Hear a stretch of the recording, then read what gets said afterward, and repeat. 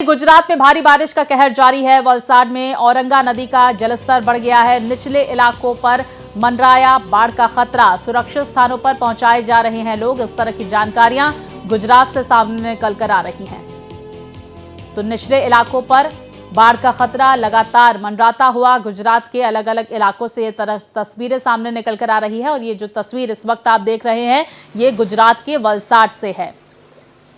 तो देखिए किस तरह से भारी बारिश की वजह से निचले इलाकों में बाढ़ जैसी स्थिति देखी जा रही है। बाढ़ का खतरा इन निचले इलाकों में मंडराता हुआ।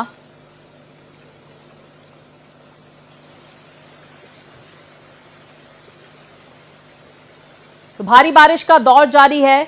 गुजरात से तस्वीरें, वलसाड से। तो अलग अलग राज्यों में किस तरह की स्थिति है, विस्तार से तस्वीरें दिखाने के साथ ही मेरे सहयोगी भी हमारे साथ जुड़ गए हैं। आशुतोष हमारे साथ पटना से जुड़ गए हैं, अभिषेक हमारे साथ देहरादून से और अजय भटनागर हमारे साथ भोपाल से जुड़ गए हैं। सबसे पहले अभिषेक, मैं आपका रुख करूंगी क्योंकि पहाड़ों में स्थिति भयावह नजर आ रही है। लगातार उत्तराखंड को लेकर, हिमाचल को लेकर रेड अलर्ट जारी किया गया है। उत्तराखंड में क्या प्रशासनिक तैयारियां इसको लेकर आप देख रहे हैं? साथ ही साथ मौसम इस वक्त उत्तराखंड का कैसा है? देखिए स्वाति, मौसम की अगर बात कर ली जाए तो अगर मैदानी इलाकों को देखा जाए तो अभी धूप निकली हुई है। और ये आप कह सकते हैं कि पिछले 10 दिनों में पहली बार आज ऐसा हुआ है कि चटक धूप यहाँ पर निकली हुई है। वरना रोजाना जो है राजधानी देहरादून में तो बारिश हो ही रही थी, साथ ही अलग अलग जो मैदानी हिस्से हैं वहाँ पर भी बारिश का दौर जारी था।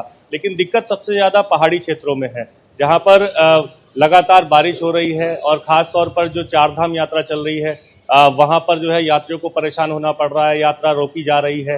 और केदारनाथ की स्थिति सभी ने देखी, हमने भी देखा, आपने भी देखा कि किस तरह से वहाँ पर एक सैलाब आया और वो उसने जो है पूरी चारधाम यात्रा, पूरी केदारनाथ यात्रा को जो है रोक दिया। फिलहाल 10,000 से ज़्यादा यात्री वहाँ पर रेस्क्यू किए जा चुके हैं, लेकिन अभी भी रेस्क्यू ऑपरेशन वहाँ पर चल रहा है। करीब 400 से ज़्यादा लोग अभी भी वहाँ पर फंसे हुए हैं, जिनको निकालने की कार्रवाई की जा रही है। जहाँ तक प्रशासनिक अमले की बात है तो देखिए लगातार जो टीमें एसडीआरएफ की है, एनडीआरएफ की है, वो घटनास्थल पर जो चिन्हित किए गए थे मौसम विभाग के चेतावनी के अनुसार वहाँ पर पहले ही डिप्लॉय कर दिए गए थे। इसके अलावा जेसीबी मशीनों का डिप्लॉयमेंट पहले से ही हो गया था। बिल्कुल, देखिए राहत और बचाव दल पूरी तरह से तैयार है ताकि लोगों की जानें बचाई जा सके। अभिषेक बने रहिए, बाकी राज्यों का भी हाल जान लेते हैं।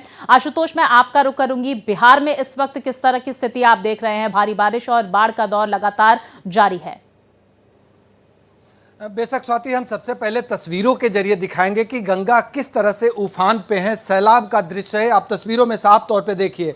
यही गंगा पूरे बिहार के डिस्चार्जिंग नदी पॉइंट हैं और तमाम नदियों का पानी इसी में गिरता है। हम तस्वीरों में दिखाएंगे कि किस तरह से वाटर लेवल बढ़ने की वजह से कटाव एक बड़ी समस्या हो रही है। हम यहाँ खड़ा थे, 1 फीट पीछे हुए हैं, यानी कटाव की वजह से। और कटाव का मूल कारण अत्यधिक बारिश के बाद जो गंगा में वाटर लेवल बढ़ा है। तो ये भयावह स्थिति के बाद खास तौर पे अगर हम बात करें, अभी मैं यहाँ खड़ा था, कटाव हो गया। आप समझ सकते हैं कि किस तरह से गंगा का वाटर लेवल बढ़ रहा है। और गंगा के वाटर लेवल बढ़ने की वजह से जो इसमें गिरने वाली नदियां हैं उनकी परेशानी बढ़ गई है। और इसका खामियाजा सहरसा, सुपौल, नवगछिया, कटिहार, उसके अलावा बेतिया, मोतिहारी और गोपालगंज, ये तमाम जिलों में पानी का लेवल बढ़ा है। हालांकि अभी डेंजर जोन से नीचे है, लेकिन जो निचले इलाके हैं उन इलाकों में पानी भरना शुरू हो गया है। और मौसम विभाग का साफ तौर पर कहना है कि अगस्त के महीने में अत्यधिक बारिश होगी और इसका खामियाजा उत्तर बिहार को भुगतना पड़ेगा। तो आमतौर पर उत्तर बिहार में जिस अंदाज में बाढ़ की स्थिति होती है वो इस बार अगस्त में देखने को मिलेगी। और इसके मद्देनजर एनडीआरएफ अपने स्तर से तैयारी भी कर ली है। तो आप समझ सकते हैं कि अब तक हम मगध के इलाके की बात करें, यानी साउथ बिहार की बात करें, तो अत्यधिक उमस भरी गर्मी है। लेकिन उत्तर बिहार में स्थिति धीरे धीरे विकराल हो रही है। और इसके मूल बिल्कुल, देखिए उत्तर बिहार में स्थिति विकराल होती हुई नजर आ रही है, जिसको लेकर प्रशासन भी पूरी तरह से मुस्तैद नजर आ रहा है बिहार में। आशुतोष बने रहिए, हम अजय का भी रुख कर लेते हैं। अजय, मध्य प्रदेश में बारिश को लेकर, बाढ़ को लेकर क्या स्थिति आप देख रहे हैं? जो पिछले दिनों बारिश हो रही है, मध्य प्रदेश के सभी शहरों में लगातार तेज बारिश हो रही है।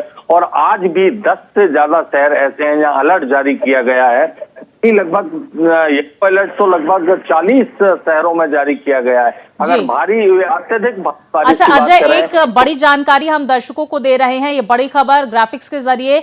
उज्जैन, देवास, भोपाल, इंदौर, विदिशा, ये तमाम इलाके, नर्मदापुरम, आगर, वहीं अशोकनगर, शिवपुरी, श्योपुर और सागर जिलों में भी भारी बारिश की संभावना जताई गई है। एमपी में 24 घंटों में झमाझम बारिश के आसार जताए जा रहे हैं। नीमच, मंदसौर, गुना, रतलाम और साथ ही इन तमाम एरियाज में भारी बारिश की चेतावनी मौसम विभाग ने जारी की है। अजय, अब अपनी बात पूरी करें और इस पर भी विस्तार से जानकारी दें। देखिए, लगातार 2 सिस्टम काम कर रहे हैं जो मौसम विभाग का कहना है, और आगामी 4-5 दिनों तक ऐसा ही का क्रम जारी रहेगा। हालांकि 4 दिन बाद आज भोपाल में अगर देखें तो थोड़ी सी धूप निकली है, मगर यहाँ भी बारिश का है और माना जाता है कि दोपहर तक तेज बारिश की संभावना भोपाल में भी जताई जा रही है। इसी तरह से जो पास के जिले नीमच है, मंदसौर है या राजसैन, विदिशा है, इसमें भारी बारिश का अलर्ट जारी किया गया है। और पूरे मध्य प्रदेश में जो बारिश का दौर चल रहा है उससे कहीं ना कहीं आम जनजीवन प्रभावित हुआ है। बिल्कुल, देखिए मौत भी लगातार सामने निकल कर आ रही हैं। हमने केरल के वायनाड से भी तस्वीरें देखी, केदारनाथ से भी कुछ इसी तरह की तस्वीरें सामने निकल कर आई। अजय बने रहिए, हम अभिषेक आपका रुख करेंगे। आपने कहा कि केदारनाथ में जिस तरह से बादल फटा, लगभग 10,000 लोगों का रेस्क्यू किया जा चुका है। क्या जानकारियां सामने निकल कर आ रही है? लगभग कितने और लोग हैं जो वहां पर फंसे हुए हैं? इसको लेकर कोई अपडेट आप तक पहुंच रही है क्या? बिल्कुल स्वाति, देखिए प्रशासन की तरफ से जो जानकारी दी जा रही है वो बताया जा रहा है कि करीब 400 से ज़्यादा यात्री अभी भी वहाँ फंसे हुए हैं, और इनमें यात्री भी हैं, और खासतौर पे जो केदारनाथ में निर्माण कार्य चल रहा था उसके करीब 100 मजदूर भी वहाँ पर फंसे हुए हैं। तो उनको निकालने का काम बदस्तूर जारी है। लगातार मौसम एक बड़ी चुनौती बन रहा है, क्योंकि जैसे मौसम खराब होता है तो प्रशासन ये कोशिश करता है कि लोगों को पैदल रास्ते से बाहर निकाला जाए और वैकल्पिक मार्ग जो है बनाए गए हैं वहाँ से जो है लोगों को निकाला जाए। लेकिन उसके अलावा जैसे मंदिर पर तक अगर हेलीकॉप्टर ले जाया जाए तो उसके लिए मौसम साफ होने का इंतजार किया जा रहा है। बार बार मौसम खराब हो रहा है और कोशिश ये की जा रही है कि जैसे मौसम साफ हो कम से कम छोटे हेलीकॉप्टर को वहां पहुंचाया जाए और लोगों को सुरक्षित निकाला जाए।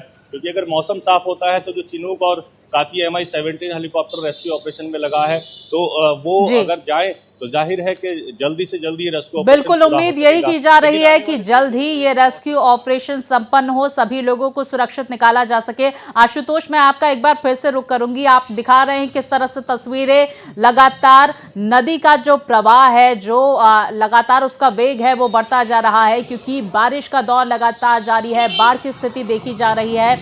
आपने बोला प्रशासन की भी तैयारियां माकूल है, इंतजामात क्या, किस तरह से लोगों को, जो निचले इलाके में रहने वाले लोग हैं, उन्हें निकालने को लेकर, उनको राहत सामग्री को लेकर किस तरह से जानकारियां सामने निकल कर आ रही है? सरकार क्या कदम उठा रही है बाढ़ प्रभावित लोगों को यहां पर राहत पहुंचाने के लिए?